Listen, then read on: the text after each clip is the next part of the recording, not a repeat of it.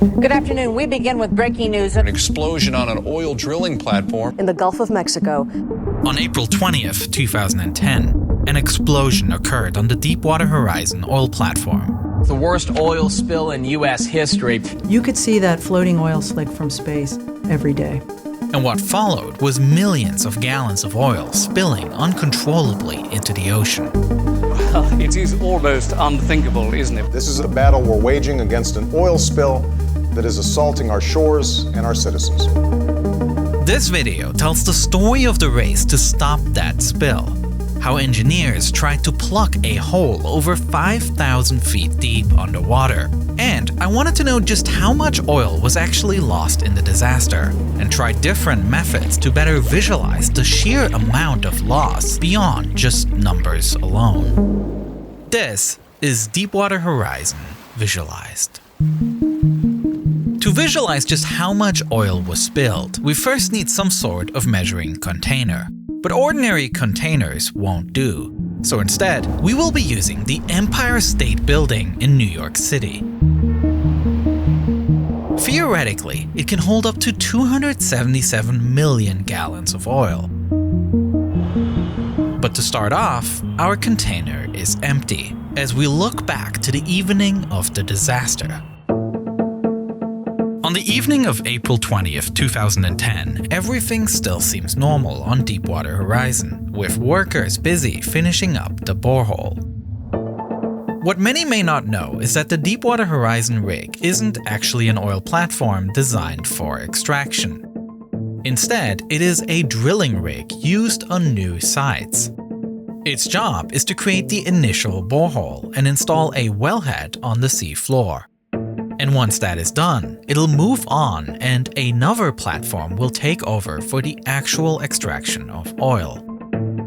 The well itself is finished. The natural oil and gas reservoir has been reached. And all that's left to do now is create a seal so that Deepwater Horizon can finally leave, so that a smaller, less costly rig can take its place.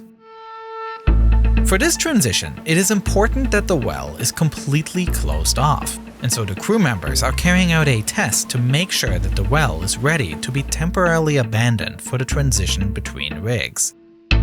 But all of a sudden, the crew notices a huge spike in pressure readings. This is bad because it usually indicates that oil and gas has unexpectedly entered the well.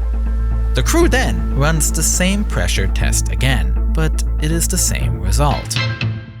This is especially bad news for oil giant BP, considering it costs them more than $1 million a day to operate the rig. And at this point, Deepwater Horizon is already more than 6 weeks behind schedule to move to its next location. Economic pressures that may have resulted in a culture of negligence. Despite the alarming pressure readings, the crew decides to carry on. And then, just before 10 p.m., those still awake on board of Deepwater Horizon are shocked when a geyser of mud and seawater begins gushing out of the well and showering the rig. Before anyone can grasp what is even happening, the worst-case scenario occurs. Oil and gas escapes from the wellhead and rushes up to the platform, where the gas explodes.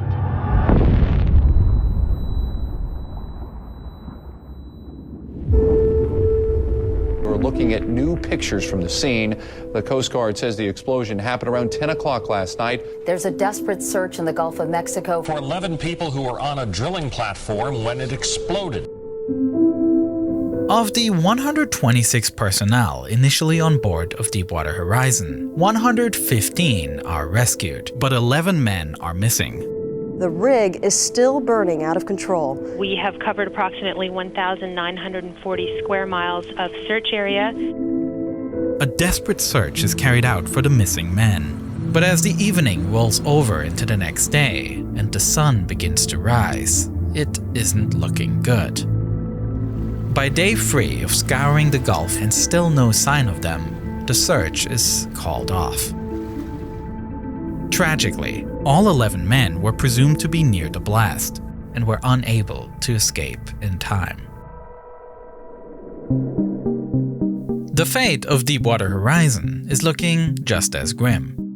Emergency responders attempt to put out the blaze, but this is made complicated by its remote location in the Gulf of Mexico, as well as oil from the well continually fueling the fire. It was, you cannot imagine how enormous this rig is anyway. It's the size of 2 or 3 football fields. There is little anyone can realistically do, and any attempt to douse the enormous fire is in vain.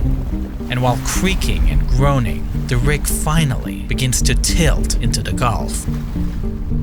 After 2 days of burning, it only takes minutes for Deepwater Horizon to slip beneath the water's surface and sink to the bottom of the sea. The fires come to an end, and yet it doesn't mark the end of the disaster. In fact, this was still just the beginning, because deep down below, the well Deepwater Horizon had drilled is now leaking into the Gulf, starting to fill our measuring container with oil. Initially, BP reported that no oil was escaping into the sea, but this was corrected just a few days later when a new report came out that there was indeed a leak. As the extent of the spill became more apparent, BP began feeling the immense pressure to close the leak as soon as possible, and their first order of business is to send a remote-operated vehicle down to the well itself. This vehicle should provide answers and help them figure out where exactly the oil is leaking from. Every well drilled has a very large complex structure installed on the sea floor called a blowout preventer, or BOP for short. The drill pipe from the rig to the well must run through the BOP, which is a safeguard to prevent uncontrolled oil and gas from traveling up the drill pipe and to the rig. Essentially, the BOP is there to prevent exactly what happened here, a blowout. To do so, the BOP has 2 systems that can be used to close a well. Pipe rams, which are heavy metal blocks that can clamp together to stop the flow, and annular preventers that close the pipe using a rubber seal. And on the day of the accident, crew members on the Deepwater Horizon platform did actually deploy both systems within the BOP in an effort to close the well. However, because these systems were activated too late, they didn't work as intended. Oil and gas had already entered the pipe above the BOP, meaning there was nothing left to stop it from reaching the rig. In theory, this also should have been preventable, as there was one final failsafe within the BOP that should have been engaged to close the well: the blind shear ram. Once activated, the blind shear ram uses a sharp metal blade to cut the pipe and form a seal. Crew members later reported that they tried to activate the blind shear ram after the explosions, but because they had lost power, the switch didn't work. However, this also shouldn't have mattered, as the BOP is designed with a fail-safe mechanism to automatically engage the blind shear ram if it loses connection with the rig, such as in the case of a power outage. Why this didn't work is a mystery to the experts, and something the ROV will study. And once they are able to reach the BOP, a devastating sight is waiting for them. The crew sees that the blind shear ram did engage, but because the pipe had buckled, it did not cut the pipe as it should have. Rather, the ram punctured the pipe, thereby making things even worse and allowing a large volume of oil and gas to escape. Now aware of the full extent of the problem, it was time to come up with a plan. The only guaranteed way to permanently seal the well will be by drilling a completely new borehole that intersects with the existing one. That way, mud and cement can be pumped through the new entrance to seal the leak, eventually choking the flow of oil and gas completely. The crew begins drilling this relief well 12 days after the explosion, and a week later they begin drilling a second one, just in case the first should fail. But this process will take months, and every day until then, the well will still be leaking, causing massive environmental damage and filling up our container of the Empire State Building. Therefore, experts head to the drawing board to figure out alternative solutions that could lead to a faster result. And they come up with an idea. What if they could simply cover the leak with some sort of dome? A structure like that exists, and it is called the Coffer Dam, a large steel and concrete structure weighing nearly 100 metric tons. A solution that has never been tried before this deep. The Coffer Dam is designed with an opening on the side so that it can be lifted over the broken pipe, and on the walls of the Coffer Dam there are 4 flaps. These are there in case the dam starts sinking into the ocean mud, to prevent it from sinking too low. If everything goes to plan, most of the oil would rush up and flow through a pipe inserted into a smaller opening at the top of the dome, and from there the oil would be directed up to a tanker ship. To turn this plan into reality, crew members are slowly getting to work lowering the Coffer Dam into the Gulf. But almost immediately, there is a problem.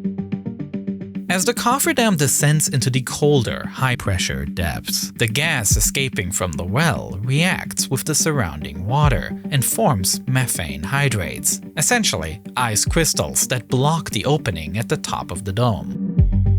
And with the opening frozen off, the oil and gas inside the dome now has nowhere to escape, and therefore the entire Coffer Dam becomes dangerously buoyant. Almost like a balloon, the oil fills the Coffer Dam and makes it rush up back towards the surface. The crew members above are now staring down a potential disaster, because as the Coffer Dam begins rushing up, it is heading straight towards one of the response vessels above. Thankfully, the crew is able to get it back under control, with enough time to direct the Coffer Dam away from the vessel. Nonetheless, they have to abandon the dam, which eventually sinks back down to the bottom of the ocean, where it will remain abandoned. With this attempt a bust, there's still no time for frustration, and the engineers immediately jump back to the drawing board. They come up with Plan C, the pipe. For this to work, they will attempt to siphon the oil and gas to a tanker, but this time without a Coffer Dam. Rather, they simply insert a smaller pipe into the broken well pipe. And this method actually works to a degree. The crew is able to start collecting some of the oil in a tank and flare the natural gas overboard by diverting it away from the ship and setting it ablaze. The oil flow is finally slowed down. Our measuring container is filling up slower now, but it is still steadily increasing as oil leaks out around the pipe. And so, experts move on yet again with their next idea. And they come up with their plan for the so-called junk shot. To do this, a very complex procedure is set up underwater near the well. And a new drilling vessel, the Q4000, is positioned above the leak site. Using this vessel's pipe, heavy drilling mud will be pumped into the BOP, along with lots of different junk. This includes anything from golf balls to rubber tires or knotted rope. The idea is to use the weight of the mud and junk to force the oil back down into the well, so that in a second step, cement can be poured on top in order to create a seal. It's kind of like stopping up a toilet, plug up the blowout preventer, and then at that point, once we get it plugged up, we can actually pump heavy fluids down the well and hopefully stop it from flowing and then pump cement after that. With fingers crossed, crew members start the process. Mud and junk are shot into the damaged well, and using underwater cameras, crew members monitor the situation. But yet again, nothing goes to plan, as they watch the junk get spewed right back out. The pressure from the well is simply too high, meaning any material dumped on top is simply displaced by the gushing oil. The crew attempts the junk shot several more times, but it is a futile effort. And experts warn that if they continue trying, it could lead to instability in the well, causing what's known as an underwater blowout. This would mean that oil may begin escaping not just from the well, but also from many points throughout the surrounding seafloor. If this happens, containment will be virtually impossible, and so they abandon the junk shot idea. And suddenly, it's back to square one yet again. Cleanup is costing $6 million a day, and when it's all over, the price will be over $1 billion. With the initial boreholes from Plan A still far from reaching their destination, the engineers decide to revisit the idea of a containment dome. Even though it didn't work with the original large Coffer dam, this time they decide to go for a much smaller, better-fitting cap that could be installed directly onto the BOP. Rather than encasing the entire area with a large dome, they could direct the oil flow straight through this cap. But there is one issue. In order to do this, they will need to cut the damaged pipe that is still connected to the BOP. Up until this point, the kinks in the pipe have been helping to actually slow the rate of oil that is leaking out, and if it is cut off, the rate of oil escaping will likely increase by as much as 20%. It is an extremely risky move. If this cap doesn't work, then they will have made the situation worse for nothing, but they have to try. The decision is made to cut the damaged pipe off from the BOP. Oil starts rushing out at a faster pace than ever before, and the clock is ticking. It takes several days to situate the new smaller cap on top of the BOP. Having learned from the freezing issues with the previous Coffer dam, this time warm water is pumped down to hopefully prevent the formation of ice crystals. And as engineers watch the underwater vehicles at work, everyone holds their breath. And then, with the cap in place, the oil starts to flow, and everyone sighs with relief as it actually works. The cap has created a seal and is collecting a large portion of the oil, sending it up to a collection ship on the surface. In fact, so much oil and gas are collected that several more vessels are added for storage and processing. But the work still isn't done. Even though this is the most progress experts have made in stemming the flow, they still aren't capturing all of the leak. And our container continues to fill, though at a slower rate. Throughout the next month, engineers are able to devise and install a series of better-fitting caps, each one lowering the amount of oil escaping into the sea. The story today is that they're going to literally put a new cap, a new top, that may not be the right nomenclature, on the well that's been leaking in the Gulf of Mexico for up to weeks and months or whatever. Until finally, a tight enough cap is installed that is able to completely stop the oil from leaking for the first time in 3 months. 86 days after the initial explosion, the oil finally stops leaking into the ocean. However, tensions are still high, as there is no telling how long the temporary capping can hold for. Luckily though, it does hold for the time it is needed. And eventually, the first relief well reaches its destination, intersecting with the original well. Almost immediately, heavy mud and cement are now poured into the bottom of the well, and the news is delivered to the world that the well has officially been successfully and permanently sealed. 110 days after the whole ordeal began. In the end, approximately 134 million gallons of oil were lost in the Gulf of Mexico, filling our container to about 50%. And this is the figure prominently cited across a bunch of articles. And yet, this figure is only a conservative estimate of how much oil was truly spilled. A group of independent scientists and researchers came together with their own assessment, and they measured the flow of oil as seen from videos of the leak and calculated effects from pressure, temperature, geological conditions, and many other factors. And according to their estimate, over 210 million gallons of oil were actually lost in the leak. A massive increase from the official calculation, now filling our container up to about 75%. And this is just a pure crude oil. Though it is important to remember that every gallon of oil can coat huge areas of sea surface, as visible by this satellite image taken by NASA, showing the oil-covered sea in the Gulf of Mexico. We found that the animals that lived in the nearshore environment had lower survival rates.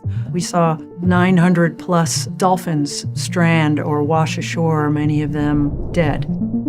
BP has heavily contested this larger figure, claiming that it doesn't take into account the hundreds of thousands of gallons that were siphoned and collected before it could enter the Gulf's waters.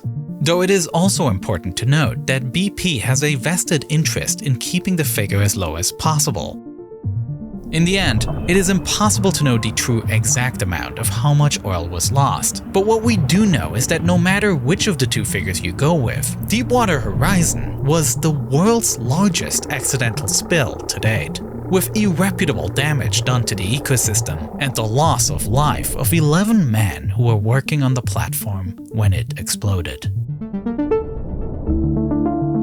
Plugging a hole over 5,000 feet below the ocean was a massive challenge, but it's the kind of high-stakes problem only the best engineers can solve. And for my next video, I focused on a completely different kind of engineering marvel, one that happens much closer to the surface, on a racetrack. As for my upcoming video, I have animated an entire Formula 1 pit stop in order to understand how it's possible to change all 4 tires of a race car in just 2.5 seconds. This video won't be on YouTube for another month, but you can already watch it right now if you have Nebula. On Nebula, I not only post all my videos early, but I also post exclusive documentaries that are not available on YouTube. For example, I have made a full-length video about the fascinating construction of the Twin Towers, explaining the groundbreaking new methods used to build these iconic skyscrapers. The video is part of my Nebula original series Underexposure, in which I explore often overlooked aspects of topics we all know about. I've made a video about the investigation into Flight MH17, or a video about the Bin Laden raid, and lots of other topics. The idea behind Nebula is pretty simple. It is a platform that I am building along a bunch of other creators. And since it's a subscription service, we can use that revenue to create larger, higher budget projects. I get to sleep out in the snow tonight. Yeah, bring it on! There's no script for this. We have a ton of exclusive documentaries, and we also have creator-run game shows, comedy specials, and even feature films.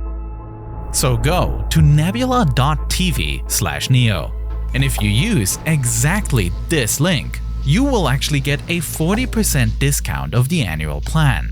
That comes down to just $3 a month to access all of Nebula, where you can watch all my exclusive videos. So thanks for your support, and thank you so much for watching.